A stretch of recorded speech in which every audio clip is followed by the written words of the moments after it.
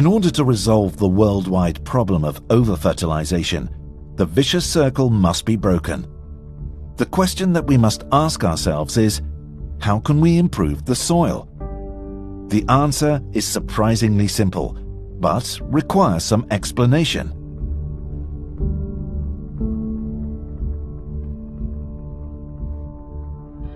Just like every other organism on the planet, a plant does not function independently. Health and growth depends on a partnership between specialist bacteria and fungi. Plants, fungi, and bacteria form a wonderful system based on trading products. How does it work? Fungi and bacteria supply nutrients from the soil that would otherwise be hard to reach. In exchange for this, plants supply sugars in the form of glucose. To explain this system, we will explain bacteria and fungi separately.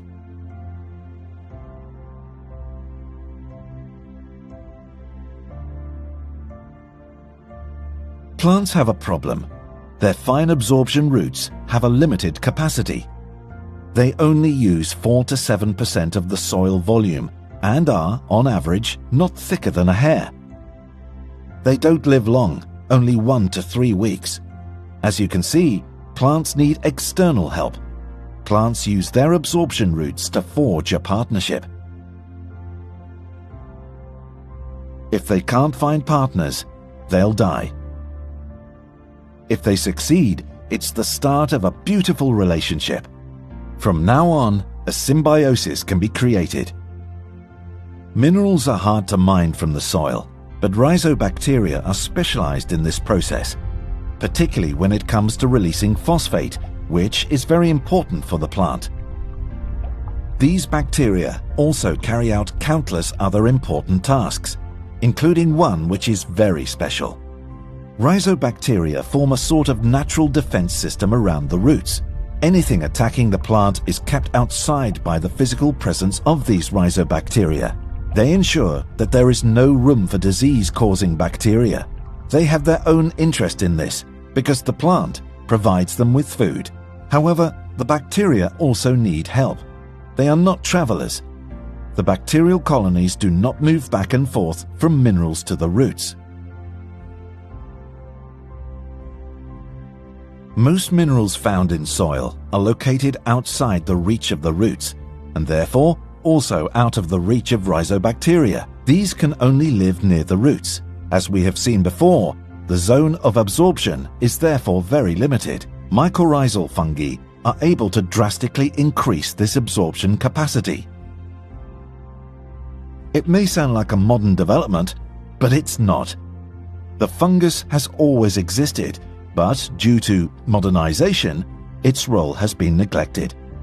Due to many years of using synthetic fertilizers, mycorrhiza is only very sporadically found in agricultural soils. Mycorrhizal fungi have always lived in symbiotic relation with the plant roots. Mycorrhizal fungus forms a living connection within the roots and creates an absorption and transport system. This is essential for healthy plant growth. Mycorrhiza in the roots is just as normal as chlorophyll in the leaves. This is beyond doubt. As stated before, the absorption roots of plants are 0.2 millimeters thick. This means that they can only grow in macropores, as shown here. Now we zoom in to see what happens when the plant gets help from the mycorrhizal fungus. The fungal threads are even thinner than most bacteria. They are only as thick as 3 microns.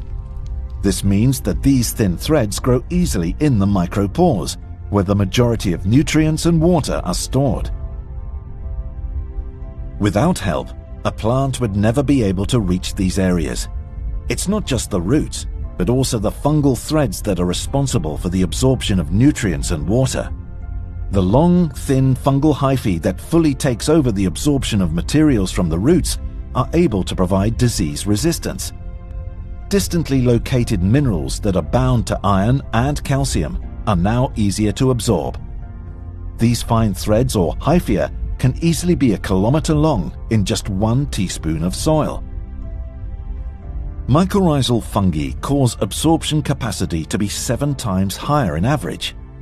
This means that growing can be done with less water and that weeds have far less chance to thrive due to competition for space. The benefit to the fungi is the glucose produced by the plants. For the plants, the benefit is a larger absorption zone.